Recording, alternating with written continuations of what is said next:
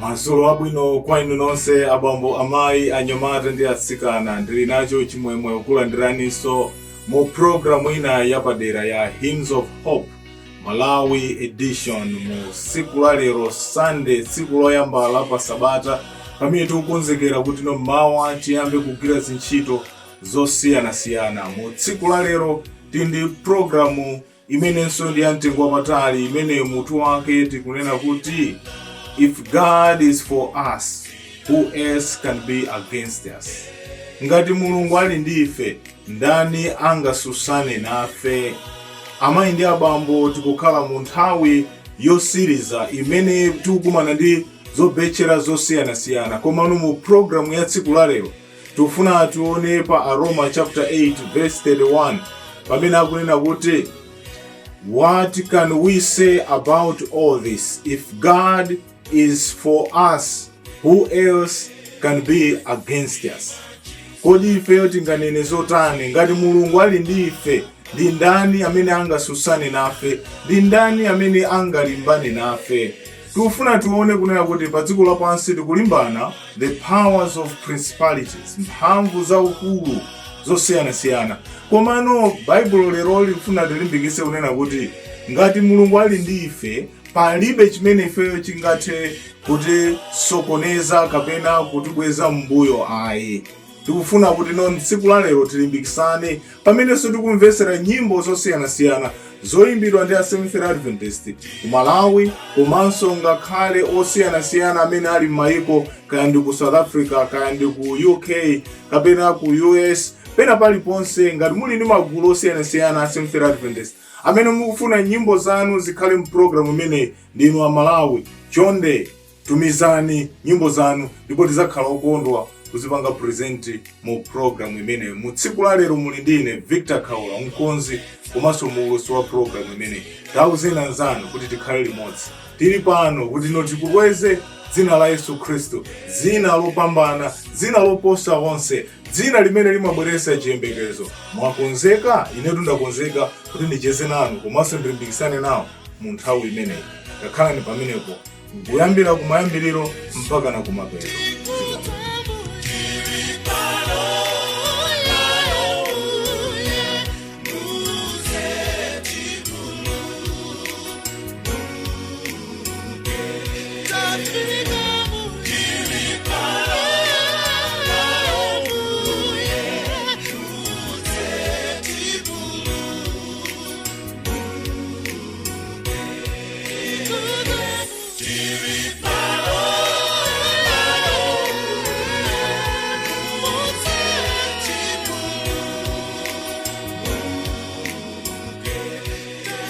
Ndakulandiraniso mwapadera pamene tikulowa mkati mwa programu imeneyi. Tikufuna tione kunena kuti kodi ndi chifukwa chani Paulo akuyankhula mawu amenewa kunena kuti ngati Mulungu ali ndi ife, palibe chimene chingatilekanise. Kuti timvesese bwinobwino nkhani imeneyi, we have to understand it in the context that Paul is writing. Ndiye tiona kunena kuti pali zifukwa zingapo zimene Paulo akufotokoza. Chifukwa choyambirira ndicho chonena kuti Mulungu wakumwamba anatilimbikitsa ife kunena kuti za chikondi chake kuti sazatisiya. Ndifake tikamawerenga pa Roma chapter 8 verse 38 mpaka na 39 akufotokoza kunena kuti kaya ndi mphamvu za dziko lapansi, kaya ndi anthu osiyanasiyana, zinthu zonsezi sizingatilekanise ifeyo chikondi chathu ndi Mulungu wathu wakumwamba. Ndi chifukwa chake ngakhale pa ife tumene tikukhala pa dziko lapansi adafika ponena kuti ngati kuli kufuna kuti ife timvere anthu apa dziko lapansi, ndi bwino kumvera Mulungu kuposana ndi dziko lapansi. Alipo anthu ambiri pa dziko lapansi lero tikumafika ponena kuti tikumamvera mphamvu za dziko lapansi, mwina kumati atikakamiza kaya ndi kuntchito, kaya ndi aboma, kaya ndi anthu amene timakhala nawo. Komano mphamvu ya Mulungu wakumwamba ikusonyeza kuna kuti izakhala nafebe. Ndera tiyeni imene tili mprogramu imene timvesere nyimbo ziwiri. Nyimbo yoyambirira akutiimbira ndi ya Wonderful Voices kuchokera ku United Kingdom. Awa ndi Amalawi amene ali ku UK, akuyimba nyimbo akunena kuti His grace reaches me. chisomo chake chimatifikira ifeyo pamene tili mwa Yesu Khristu timakhala mwa chisomo. Mulungu wakumwamba akutilimbikitsa. Yachiwiri akunena kuti mavuto ngambiri moyo uno umene tikukhala pa dziko lapansi. Komano athu mu family akunena kuti ngakhale mavuto ali otere ife tikuyenera tiyang'ane pa Yesu Khristu. For if God is for us, who else can be against us? Tatiyeni timvere nyimbo ziwiri zimenezi. Wonderful Voices, the Tom Family.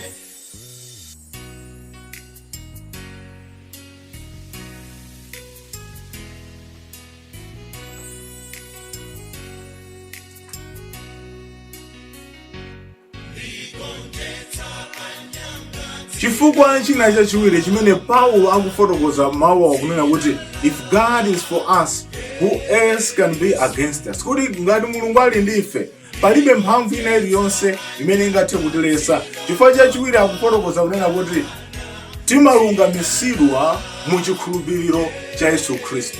Ife kuti tilungame si chifukwa cha ifeyo, ngakhale tingayeseseka kupita kutchalichi kupereka chachikhumi kaya kuvala moyenera kazitakazi kutaya motani kumasesa munsewu, zimenezo sizingatipulumutse ayi. Tizapulumutsidwa chifukwa chokhulupirira mwa Yesu Khristu. Yohane 3:16 akuti pakuti Mulungu anakonda dziko lapansi chotero anapatsa mwana wake wobadwa yekha kuti yense okhulupirira iye asatayike koma akhale nawo moyo wosatha.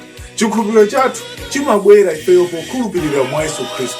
Chotero inu ndine chikhulupiriro chathu tisachiyike mwa abusa, tisachiyike mwa munthu wina, koma tichiyike mwa Yesu Khristu chifukwa iyeyo ndi amene angathe kutipulumutsa. Mphamvu za dziko lapansi zingathe kuopseza, komano ife tikakhala mwa Yesu,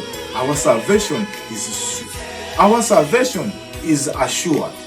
Chikhulupiriro. Masolo abwino kwa inu nonse abambo, amayi, anyamata ndi atsikana. Ndili nacho chimwemwe kukulandiraniso mu programu ina yapadera ya Hymns of Hope Malawi edition mu tsiku la lero Sunday, tsiku loyamba la pa Sabata, pamene tikukonzekera kuti no mawa tiyambe kugwira zintchito zosiyanasiyana. Mu tsiku la lero tindi programu imenenso ndi yamtengo wapatali, imene mutu wake tikunena kuti if God is for us, who else can be against us?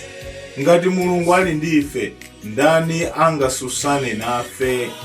Amayi ndi abambo, tikukhala mu nthawi yosiriza imene tikukumana ndi zobetchera zosiyanasiyana. Komano mu programu ya tsiku la lero tikufuna tione pa Aroma chapter 8 verse 31 pamene akunena kuti what can we say about all this? If God is for us, who else can be against us? Kodi ifeyo tinganene zotani? Ngati Mulungu ali ndi ife, ndi ndani amene angasusane nafe? Ndi ndani amene angalimbane nafe? Tikufuna tione kunena kuti pa dziko lapansi tikulimbana the powers of principalities, mphamvu za ukulu zosiyanasiyana. Komano Bible lero likufuna tilimbikitse kunena kuti ngati Mulungu ali ndi ife, palibe chimene ifeyo chingathe kuti sokoneza kapena kutibweza mbuyo ayi. Tikufuna kuti no tsiku la lero tilimbikisane pamenenso tikumvetsera nyimbo zosiyanasiyana zoyimbidwa ndi Seventh Adventist ku Malawi, komanso ngakhale osiyanasiyana amene ali m'mayiko, kaya ndi ku South Africa, kaya ndi ku UK, kapena ku US, pena paliponse. Ngati muli ndi magulu osiyanasiyana a Seventh Adventist amene mukufuna nyimbo zanu zikhale mu programu imene ndinu a Malawi, chonde tumizani nyimbo zanu ndipo tizakhala okondwa kuzipanga present mu programu imene. Mu tsiku la lero muli ndine Victor Kaula, mkonzi komanso mulosi wa programu imene. Tauzena nzanu kuti tikhale limodzi. Tili pano kuti tikukweze dzina la Yesu Khristu, dzina lopambana, dzina loposa onse, dzina limene limabweretsa chiyembekezo. Mwakonzeka? Inetu ndakonzeka kuti ndicheze nanu komanso ndilimbikisane nawo mu nthawi imeneyi. Kakhalani pamenepo kuyambira kumayambiriro mpaka na kumapeto.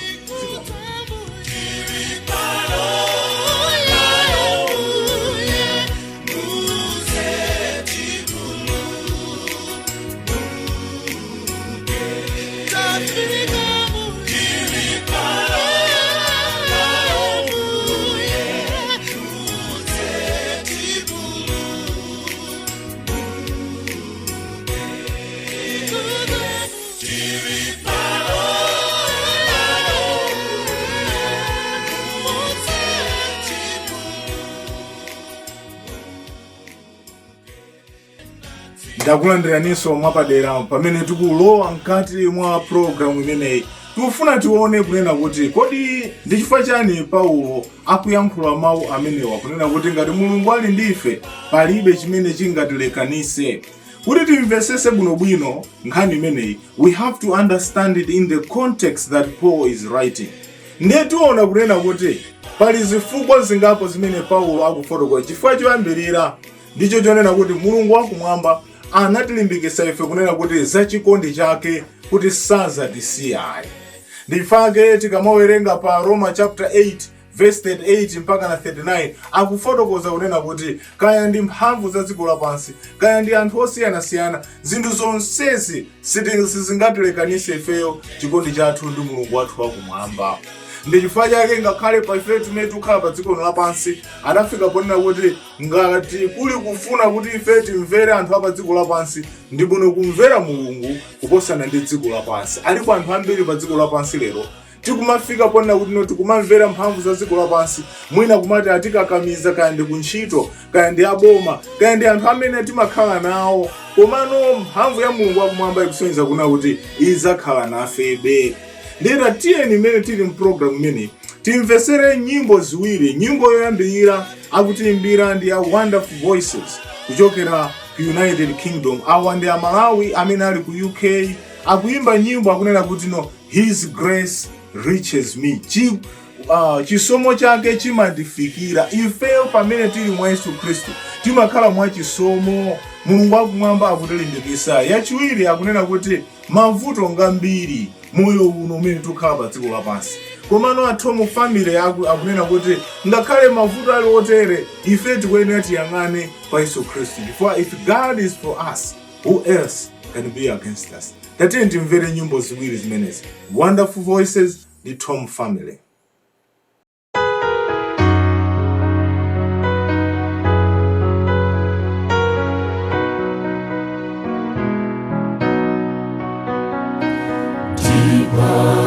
Than the ocean and wider than the sea is the grace of the Savior for sinners like me, sent from the Father, and it thrills my soul just to feel and to know that His blood makes me whole.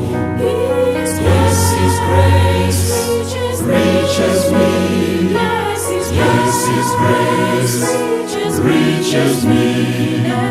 Lasts through eternity.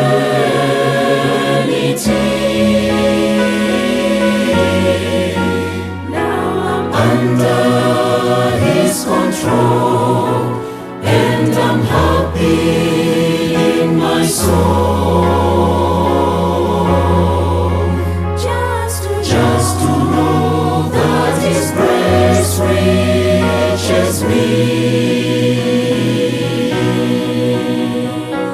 Higher than the mountain and brighter than the sun, it was offered at Calvary for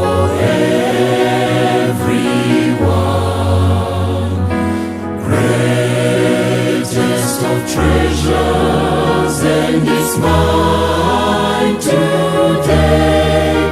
Though my sins were as scarlet, He has washed them away.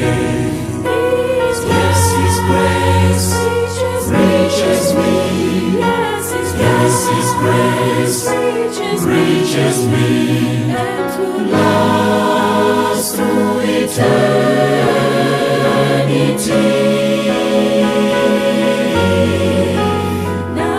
Under His control, and I'm happy in my soul. Just to know that His grace reaches me.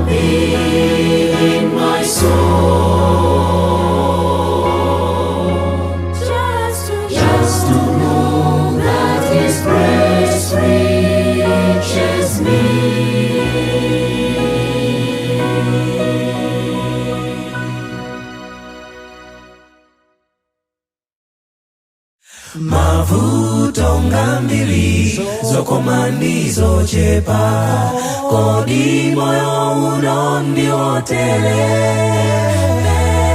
pena sigandaula zakalao masuka ziwa zafika kwatu siku lina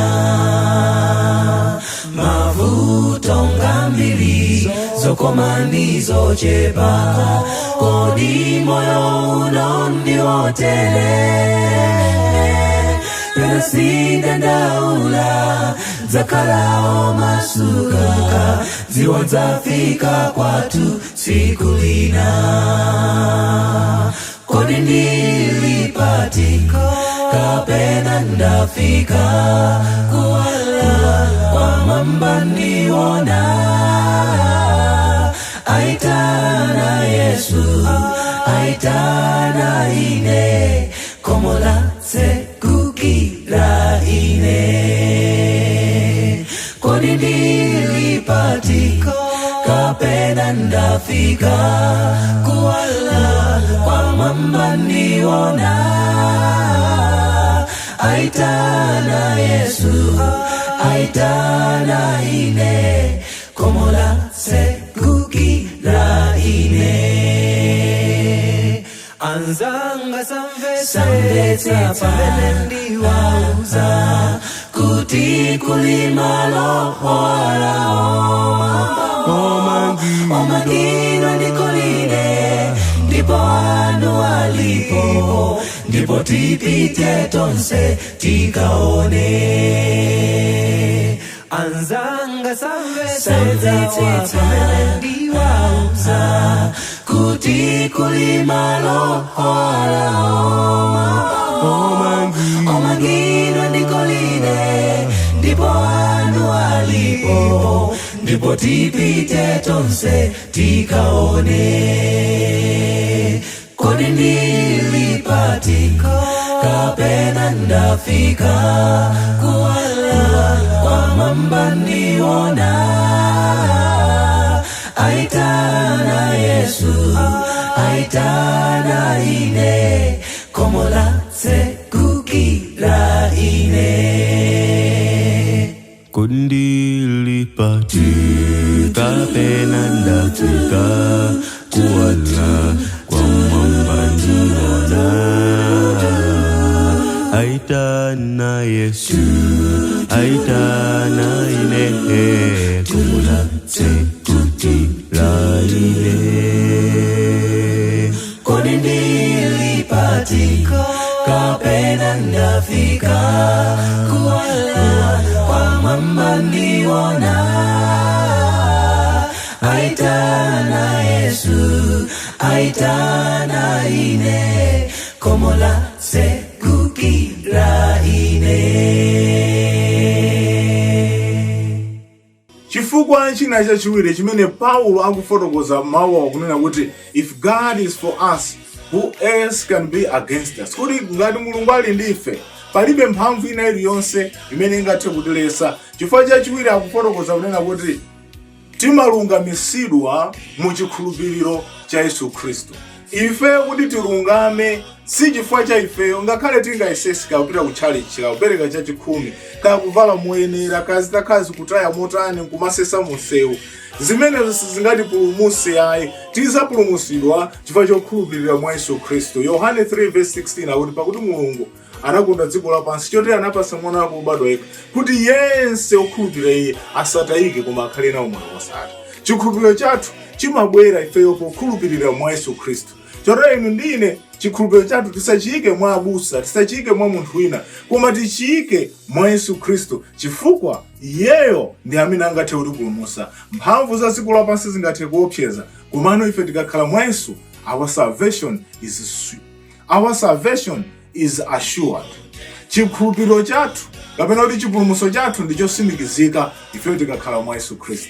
Timveranso nyimbo ziwiri zimene akutipasira, yoyambirira akutipasira ndi a refined ministry amene akunena kuti ndasimikiza. A refined ministry akunena kuti ndasimikiza. Ili ndi gulu lapakabula akuti ino ndasimikiza ineyo kumusatira Yesu Khristu, sindibwerera ngakhale ineyo tili pa dziko lapansi kungati kukhala mavuto osiyanasiyana, but Mulungu akakhala ndife palibe chingatibweze ayi. Yotsatira nayo ndimene akuimba Yendanibe Singers akunena kuti ifeyo pamene tili pa dziko lapansi Mulungu atiyike pa sikelo, akuti mundiyike pa sikelo, mundiunikire Mbuye mpaka na ineyo nditakwanira pa sikelo yanu. Measure me, Lord, so that I can be tested by you. Ineyo mundiyike pa sikelo ndiye muone kunena kuti do I measure up. Ndifake Yesaya kuti chilungamo cha ifeyo chili ngati sanza. Our righteousness is like filthy rags. Chikhulupiriro chathu mwa Yesu Khristu ndi chimene ifeyo chimatiyenereza. Tatiye timvere nyimbo ziwiri.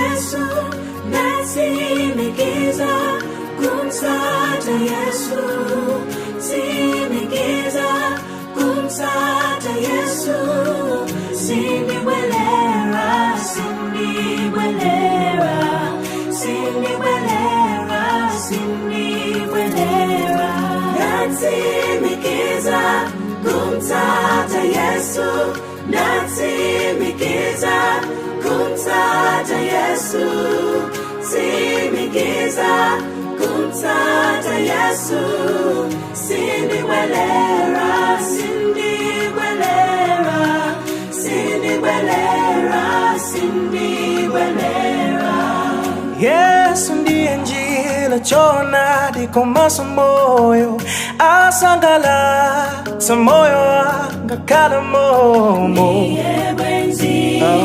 ndiye mwenzi ndasikasika moyo wanga opanda Yesu ndazindikila sindinga kale opanda Yesu ndiye mwenzi.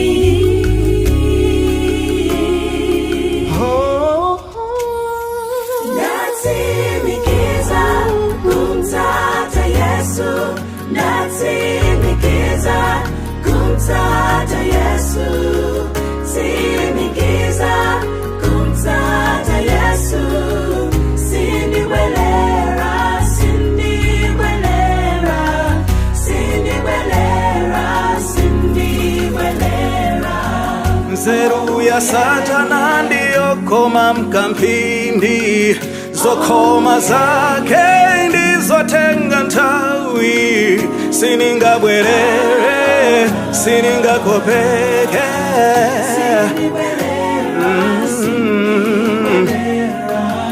Mulungu wanga sindingamutaye, manja mwake siningaterereke, zipinjo zifike na mondo ya hombe.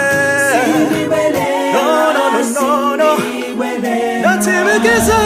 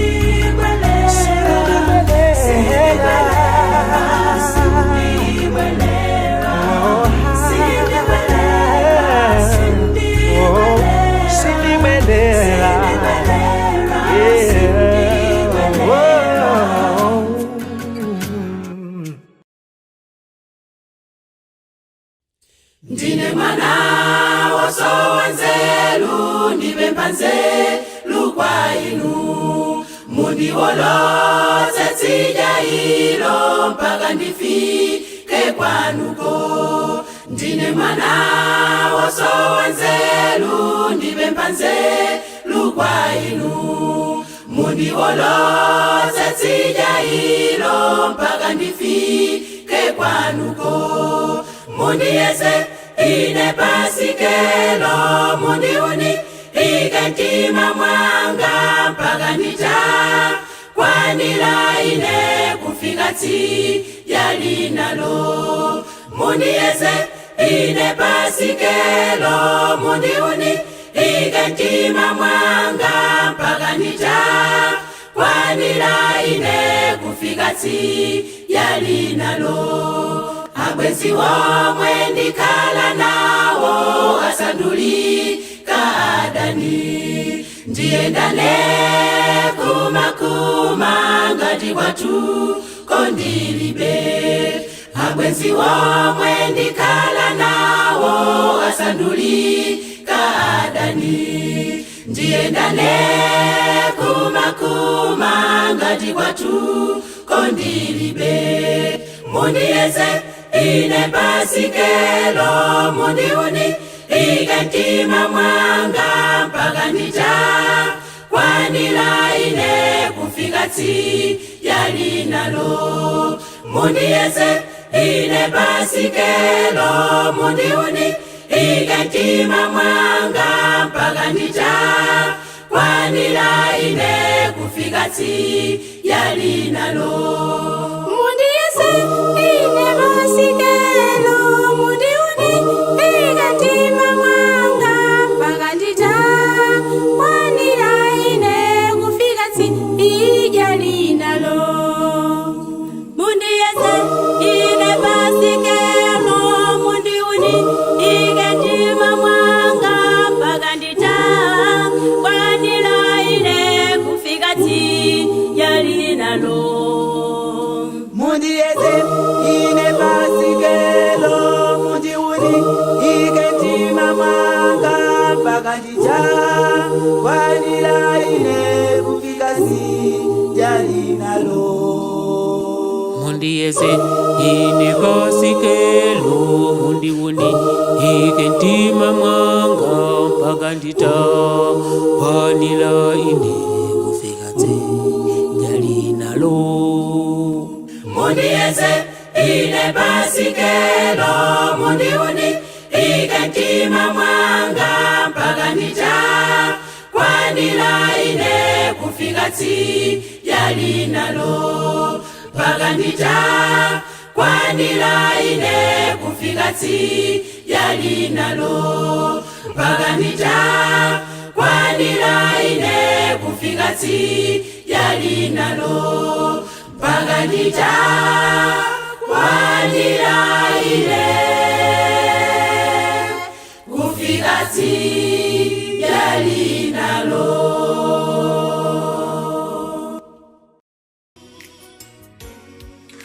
Chifukwa chachitatu ndichonena kuti Paulo amene akunena kuti no ifeyo Mulungu akakhala ndife palibe chimene chingatibweze pambuyo, akufotokoza mu chapter chimene cha Roma chapter 8 kuyambira verse ya 26 mpaka 27 akufotokoza za mphamvu ya Yesu Khristu, mphamvu ya Mzimu Woyera imene imatithandiza ifeyo kutipanga kuti kufoka kwathu timalimbikisidwa ndi Yesu Khristu.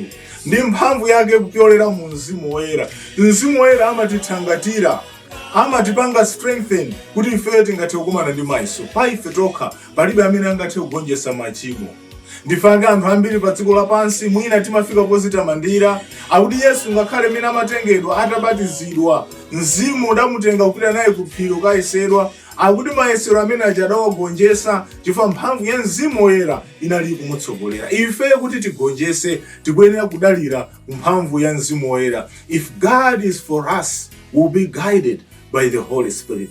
Therefore, nothing can come against us. Ife tikazakhala mwa Yesu Khristu, Mzimu wa Mulungu uzatitsogolera, ndipo palibe chimene chingatibweze ifeyo pambuyo. Tiye tikhale okhulupirika chifukwa Mulungu wakumwamba akufuna atipase ifeyo chisomo komanso chikhulupiriro. Ndiye tikhala nazo nyimbo ziwiri zimene nyimbo yoyambirira akutiimbira ndi asikana wa akubunda Future Dorcas. Akunena kuti azapambana Yesu Khristu. Ngakhale pa dziko lapansi this controversy zingaoneke ngati Satana akupambana, koma kunena kuti azapambana ndi Yesu Khristu. Anthu amene tingapyole mavuto osiyanasiyana azatipambanise ndi Yesu Khristu. Yosatana nayo akuimba ndi abusa David Chiwaya, amene ndi mbusa amene akulalikira kuti a man on the mission, akuimba kuti Lord I'm coming home. Ineyo ndidzako Ambuye ndikubwera kumeneko. Ife kuti tikapulumusidwe, sitizapulumusidwa chifukwa cha chikhulupiriro chathu, koma chikhulupiriro chimene tachiyika pa Yesu Khristu. Iyeyo, our righteousness will be counted on Jesus. Tate ndimvere nyimbo ziwiri zimenezi. Bunda Future Dorcas komanso Pastor David Chiwaya.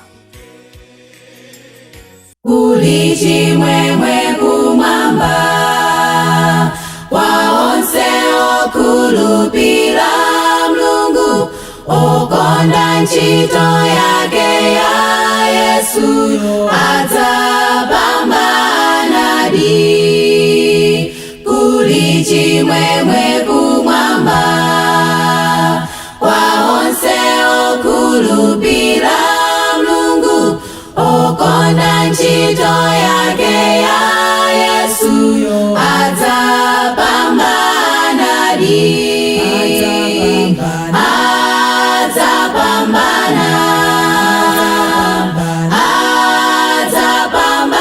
Adzapambanadi. Okonda ntchito yake ya Yesu adzapambanadi.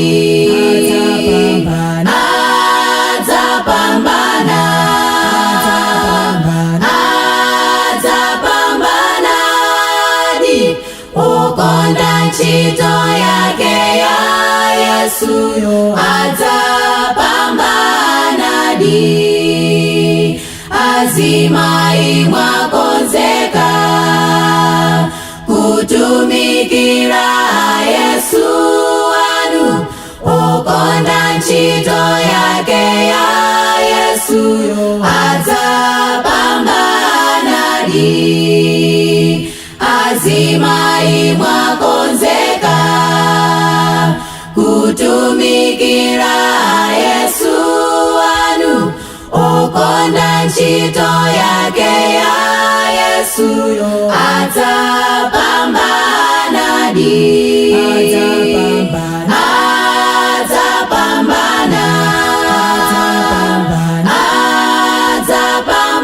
Adzapambanadi.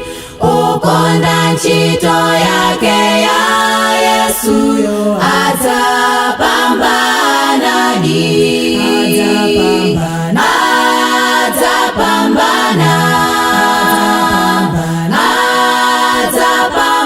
Adzapambanadi.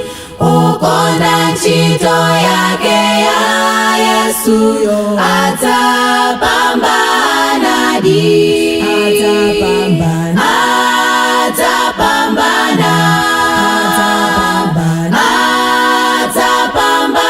adzapambanadi.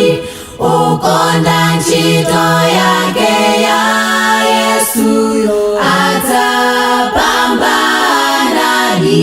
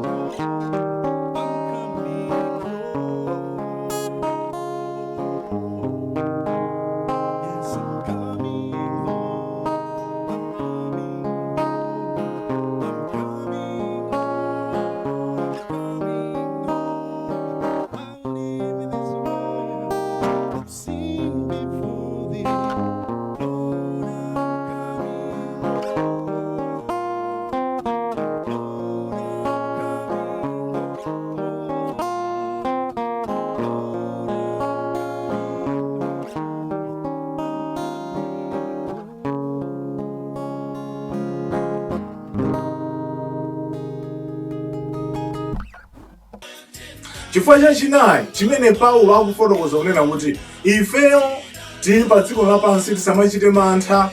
Ngati Mulungu ali ndi ife palibe chimene chingatilekanise, palibe chimene chingatibweze ifeyo pambuyo. Akufotokoza za mphamvu, God's sovereignty in our lives, ukulu wa Mulungu pa moyo wathu. Akufotokoza kunena kuti zinthu zonse zimene zimachitika pa dziko lapansi zimachitira ku ubwino wake wa Mulungu wakumwamba. Pamene ife tikumana ndi mavuto tamvapo nthano zosiyanasiyana. Anthu ena mwina akupita ku airport kupezeka kuti apanga crash, mwina ndege kusemphana nayo, koma nkuzangomva kunena kuti ndege imene amafuna kukwera ija mwina yapanga crash. Iwo aja poyamba amadandaula, koma china chilichonse chimene chimachitika kuti chimachitikira ku ubwino wake wa ifeyo komanso ubwino wa Mulungu wakumwamba. Kodi inu mukudziwa ulipo mwayi wina umene munaona ngati munamanidwa kapena zinthu zina inuyo simunapasidwe, mumakhumba mutakhala kuti munalipena pake, koma zonsezo akunena kuti zimachitira ubwino ku dzina la Yehova Mulungu wakumwamba. Chonero pa dziko lapansi sitiyenda kudandaula, ndifake akunena kuti yamikani Yehova mu zinthu zonse. Pamene ife tikumana ndi mavuto a dziko lapansi, tikhulupirire timutamande Yesu Khristu, fa Mulunguyo ndi amene ifeyo amatikonda komanso amatipasa zinthu zosiyanasiyana. Chonero mu nthawi ino tikhala nazonso nyimbo ziwiri. Nyimbo yoyambirira amene akutipasa Namasali Singers akunena kuti azayankha. Nyimbo imene yayimba live ku msonkhano wa misasa umene wangotha kumene ku Sunnyside, akuimba kuti azayankha Mulungu wakumwamba. Ife tikakhala pa dziko lapansi tisachite mantha, tisaope, tipite pasogolo, Mulungu wathu wakumwamba azayankha. Ndeno yosatana nayo imene yakutiimbira ndi Ndirande Central Adventist Men amene akunena kuti tiyendebe patsogolo. Ifeyo tiyendebe patsogolo, ngakhale tikakumane ndi mavuto osiyanasiyana, tiyendebe patsogolo. Ifeyo pa dziko lapansi tikumane ndi mavuto osiyanasiyana, koma tipitebe patsogolo. Ndiye tiye timvere nyimbo ziwiri zimenezi, Namasali Singers komanso Ndirande Central Adventist Men.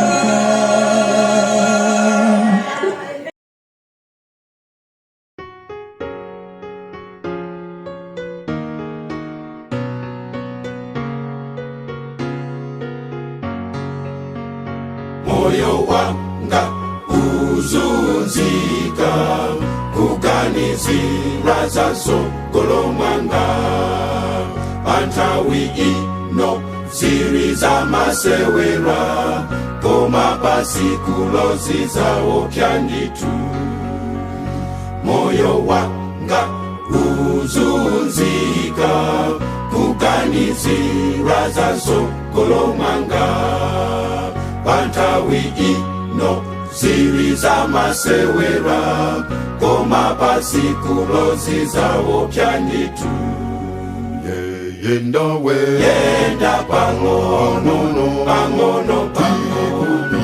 tiri kupyola makwala nani nyanja tidzawerushidwa ndizi chitozati malipiro au chimo ndiimfa. Yenda pang'ono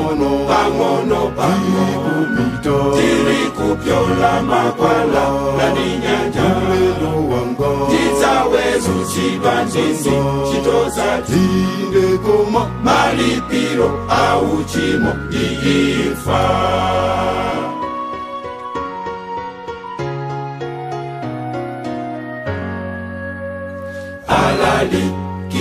Alalikaza Mulungu yo inu munyoza muti alihochimwa komangati mumva mau akewo inu mudzapulumuka enasala.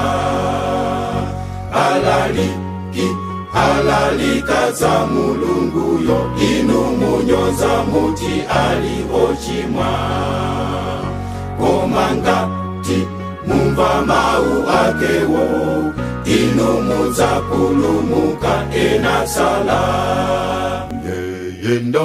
yenda pang'ono pang'ono tiri kupyola makwala nani nyanja titawezukidwa nzinzi chitoza tinde koma malipiro au chimo ndiimfa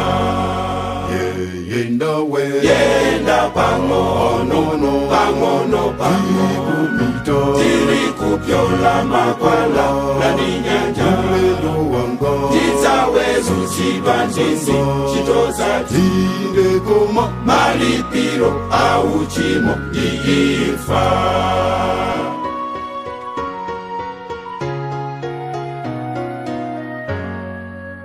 Ndino pomaliza mfundo yachisanu imene Paulo akufotokoza pa Roma chapter 8 verse 37 imene ikuonesa kunena kuti the victory over sin and death. The victory over sin and death, chifukwa cha kugonjetsa kwa tchimo komanso imfa. Ife tikudziwa kuti no muimfa ya Yesu Kristu ndi imfa imene inatipasa ifeyo chiyembekezo kunena kuti ngakhale tingamwalire, ngakhale tingafe. Ndikufuna ndikupempheni muwerenge a Roma chapter 8. Nthawi zambiri mwina timangowerenga verse limodzi, koma mukayamba kuona kuyambira kumuona kunena kuti pamene ife tilibe mwa Yesu Kristu palibe amene angatichose m'manja mwake. Chilichonse chimachitira ubwino ku dzina lake. Ndi akunena kuti pamene ife tifa, kaya ife tifa ngati tafa tili m'manja mwa Yesu Kristu, ndife odala. Kodi mukudera nkhawa ndi dziko lapansi? Yesu ndo akubwera posachedwa, ndipo akunena kuti kuli chigonjetso mwa Yesu Kristu. Ndimakumbukira malemu abusa achilunga amanena kuti chigonjetso mwa Yesu Kristu, chigonjetso mwa Yesu Kristu. Inu ndine ifeyo tife ogonjetsa kupyolera mwa Yesu Kristu, kuti ngakhale tingafe imfa iyi izagonja. Tatanganidwa ndi za mdziko, matenda ndi imfa, koma Mbuye atiuza kuti ife zonse zidzagonja. Matenda dzagonja, imfa idzagonja, dzakhala ndi Yesu mfumu zonse zidzagonja. Matenda imfa idzagonja, dzakhala ndi Yesu mfumu zonse zidzagonja. Omboledwa adzakondwa pokhala ndi Yesuyo, adzakhala kumwamba ndi Mulungu.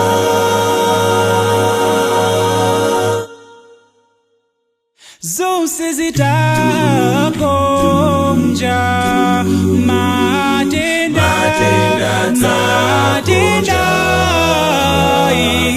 imfa idzagonja, dzakhala ndi Yesu mfumu zonse zidzagonja. Matenda imfa idzagonja, dzakhala ndi Yesu mfumu zonse zidzagonja. Inu dzakhala ndi Yesu mfumu zonse zidzagonja.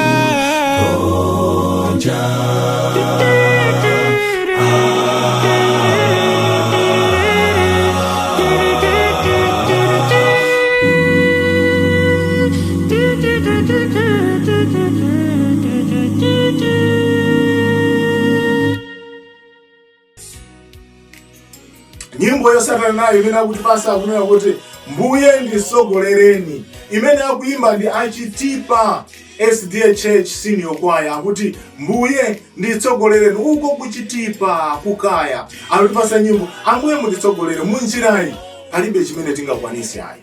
Inu ndine ngakhale tingaoneke ngati kuti timadziwa kayendedwe, koma ndi Yesu yekha amene angatitsogolere. Pamene yachitatu ikhala yonena kuti gwada upemphere, imene akuimba ndi a Third Harmony akunena kuti ife tigwade tipemphere. Tikakumana ndi mavuto osiyanasiyana, gwadani pemphere. Kodi lero mutadzuka mwagwada kumuthokoza Yehova, kumpempha Yehova kuti akutsogolereni? Tili mu dziko limene pali great controversy. Ngati msilikali amene akupita kumalo kumene akuona mipaliro, akuona mfuti zikuyenda, amapemphera Ambuye mukakhalira sindikudziwa ndikabwererayi. Ifeyo tili pa chinkhondo chachikulu, koma tikakumana ndi mavuto tigwade tipemphere, chifukwa kunena kuti ngati Mulungu ali ndi ife, palibe china chilichonse chimene chingathe kutilekanisa. Chikondi cha ife ndi Mulungu wakumwamba. Pamene ife tinkhulupirira tipitabe chitsogolo, pamene ifeyo tikuyang'anira pa zinthu monga zimenezi. Pamene tikhale tikumvera nyimbo imene, ndikufuna ndikupemphere ngati mukumusankha Yesu kukhala Ambuye ndi Mpulumutsi wanu. Lembani mu comment kuna kuti Ambuye ndikusowa mphamvu yanu, mundikhululukire, ndikufuna ndipulumutsidwe. Tatiye ndimvere nyimbo zitatu zimenezi.